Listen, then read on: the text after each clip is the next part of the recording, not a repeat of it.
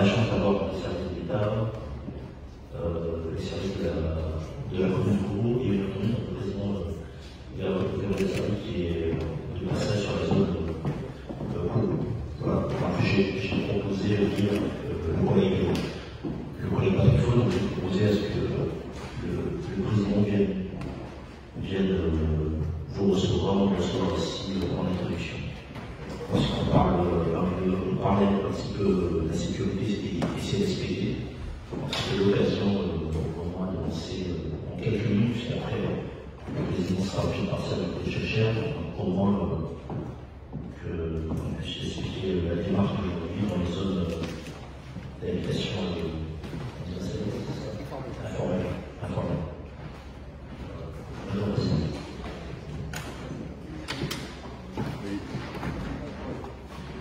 Bonjour Monsieur le maire, mesdames et messieurs, bonjour.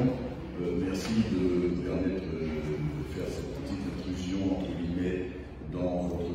séquence de travail. Je me suis rendu à Kourou aujourd'hui avec les explications d'élus, des techniciens et d'administratifs pour rencontrer l'équipe éducative du collège de chercheurs qui nous a alerté sur une situation de vie qui est empreinte de beaucoup des sévices, des sécurités et de comportements qui dégradent l'ambiance au sein de l'établissement. Nous sommes de passage pour essayer de nous rendre compte, en étant sur place, de la nature même du phénomène. Je voudrais simplement prendre le temps, Monsieur le maire et mesdames et messieurs qui êtes autour de la table, en vos qualité, pour vous dire merci pour le travail que vous faites, parce qu'on a bien compris que face à certains fléaux qui menacent la société guyanaise, on ne peut pas prendre le glaive et le bâton pour aller au combat. Il s'agit pour nous d'être en capacité de porter la meilleure réflexion possible pour trouver les solutions idoines, parce qu'on a parfaitement compris à quel point il est nécessaire d'être dans les réseaux, de partager les informations, de faire cette mise en commun des éléments qui vous remontent et qui nous remontent, parce que c'est la seule voie de sagesse qui s'offre à nous pour arriver à un résultat qui soit satisfaisant. Alors, je vous dis merci parce que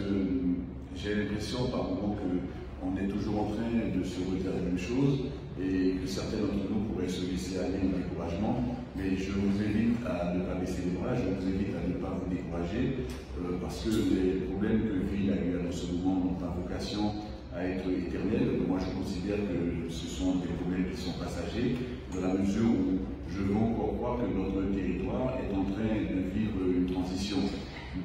qui est très particulière. À travers le monde, on parle de transition climatique, de transition énergétique, on parle de transition écologique, on parle de la transition démographique également, mais à l'intérieur de la transition démographique, il y a ce que je qualifie de transition sociétale, de transition humaine, parce que nous sommes confrontés à un territoire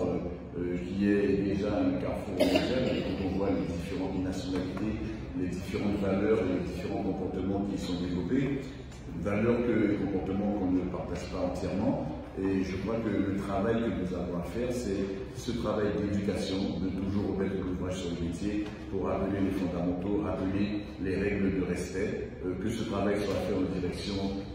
des enfants, des adolescents, mais qu'il soit aussi fait en direction des adultes, parce que souvent, je me plais à le répéter, les enfants ne sont pas nés ex nihilo, il y a bien des adultes qui les ont engendrés, il y a bien des adultes qui les encadrent, et donc ce travail d'éducation, respect doit être produit à tous les niveaux. L'idée d'escouade, c'est pas une idée nouvelle en Guyane, on a un territoire qui n'est pas suffisamment attractif pour les capitaux étrangers, mais qui est suffisamment attractif pour des populations qui, dans leur pays d'origine, vivent des situations extrêmement douloureuses, des situations de misère profonde. Et je pars encore du principe suivant lequel ce qu'on vit aujourd'hui, c'est une transition, mais que nous avons intérêt à prendre avec nous, à prendre à bras le corps la jeunesse de ce territoire. Une jeunesse dont on dit souvent qu'elle est en perdition, et moi je ne suis pas du tout persuadé de cela. Le zoom que je fais sur la jeunesse de Guyane me permet de considérer et de constater qu'il y a un pourcentage, alors je ne sais pas de combien il est, c'est 5, 10, 15, 20% de jeunes qui sont à côté des repères qu'on essaye de leur inculquer, mais cela veut dire malgré tout qu'il y a 80% qui sont respectueux de la norme, et donc c'est un message d'espoir que je voudrais continuer à délivrer à celles et ceux qui se battent pour pouvoir rétablir l'ordre et la sécurité sur le territoire, rétablir cette notion de respect en vous disant que même si vous avez par moments le sentiment que les choses n'avancent pas bien, mais en réalité, nous progressons dans un monde qui est extrêmement mouvant. Nous faisons preuve d'une résilience extrême, et ça, je ne le tiens pas de moi-même, je le tiens de certains de mes amis qui sont au Canada et qui me disent régulièrement à quel point la guerre est observée par des sociologues, par des anthropologues, par des psychologues canadiens, qui se demandent mais pourquoi ça n'a pas explosé depuis tout ce temps, qui se demandent comment ce territoire fait pour garder un semblant d'équilibre, ne serait-ce que par le fait que l'on compare les origines des populations, 32% de la population de Guyane est née en Guyane, 68% par conséquent n'est pas née en Guyane, et les anthropologues considèrent que, passé un certain seuil, notre société aurait dû se trouver en grand déséquilibre et en grand danger. Ce n'est pas du tout le sentiment que nous avons. Nous connaissons des situations qui nous inquiètent, nous connaissons des situations vis-à-vis desquelles il faut être en capacité d'apporter des éléments de réponse et de le faire très rapidement. Mais le message d'espoir que je nourris, c'est que malgré ces difficultés apparentes que nous voyons, il y a quand même des fondamentaux, il y a un socle qui a pu se construire à travers le temps, et on doit pouvoir s'appuyer sur ce socle à travers les parents qui font le travail correctement, à travers des jeunes qui font le job également correctement. Et l'idée pour moi, c'est de nous appuyer sur eux, c'est de les prendre comme référents, c'est de les prendre comme modèle, comme exemple, qui deviennent de véritables exemples aux yeux des autres, pour qu'on puisse créer cette synergie globale qui va permettre à la Guyane de se sortir de ce mauvais pas. Je ne vais pas être plus long, mais simplement je vous dis encore une fois, gardez l'espoir que le travail que vous faites, il n'est pas vain, et que vous êtes en train de travailler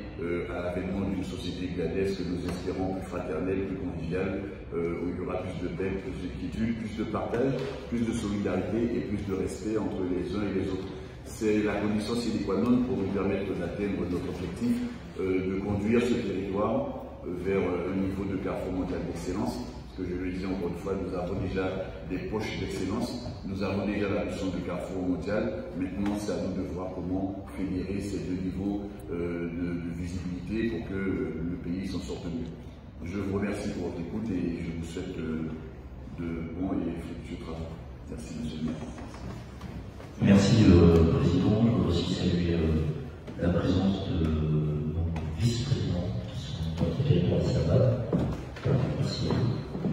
Et aussi passer la parole à Patrick Cour qui, lui, va nous expliquer rapidement je ne sais pas si ça a déjà été fait. Alors, on l'a déjà fait. Je tiens à saluer, notamment pour les gens de la préfecture, l'arrivée de notre directrice de l'urbanisme. Président, d'abord, merci beaucoup pour vos encouragements. Vous avez parlé de la jeunesse. Sachez que la jeunesse des squats, parce que c'est notre réunion aujourd'hui, est scolarisée, et notamment à Chaucheur, une visite à Courrier. C'est extrêmement appréciable que vous soyez venus avec toute votre délégation aujourd'hui, parce que je sais qu'on a solutionné un problème qui, pour vous, est récurrent, c'est l'éclairage public. Alors je sais qu'on vous en a parlé, les budgets fédères ayant été, comment je vais dire ça, ajournés pour l'éclairage public, ça nous pose un problème sur la sécurité, et notamment, mais je sais que vous êtes venus, et je sais qu'on arrivera ensemble à trouver une solution, et ça, je suis rassuré, sans vouloir parler à la place. Donc, on ne va pas vous retenir plus les délégations stratégiques, parce que nous, pour notre part, on va visiter un squat au bourg sur des terrains privés, et de l'autre côté du bourg, de l'autre côté d'un parking, un squat dans un établissement municipal. Et ensuite, on viendra ici pour essayer de trouver ensemble des solutions. Comme je disais, en votre absence, on a réussi à gérer, je rectifie, Kourou a réussi à gérer un RHI avec le village Charles-Antoine. Pourquoi pas envisager une nouvelle solution de RHI avec les squats, parce que malheureusement, écraser un squat, c'est pas la solution. Si ça gagne, il casse à Rémy et moi à Matoury, il casse à Matoury et moi à Cayenne, et les autres ici, on est tout seul à Kourou, donc en fait, si on casse un squat, ils vont changer de squat, tout simplement. Parce que, comme vous l'avez dit très justement, la situation économique dans leur pays, puisque les squats à Kourou, il m'arrête pas si je me trompe, mais les squats de Kourou, c'est 95% de la population haïtienne, donc absolument, à mes yeux, il n'est pas recevable pour envoyer les gens dans un pays quasiment pire. Et ça, on en discutera après le meeting. Merci, chers collègues, merci au président, merci les collègues vice-présidents. Voilà, donc c'était le passage éclair donc de monsieur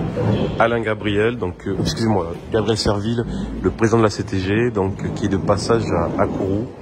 et qui se rend donc au collège Victor Schœlcher suite aux nombreuses problématiques que rencontre le collège. Donc il a tenu à venir ici à l'hôtel de ville, à la mairie de Kourou, donc pour rencontrer le maire François Renguier, ainsi que les élus pour aborder divers sujets dans l'éclairage public et les voiries appartenant donc à la CTG.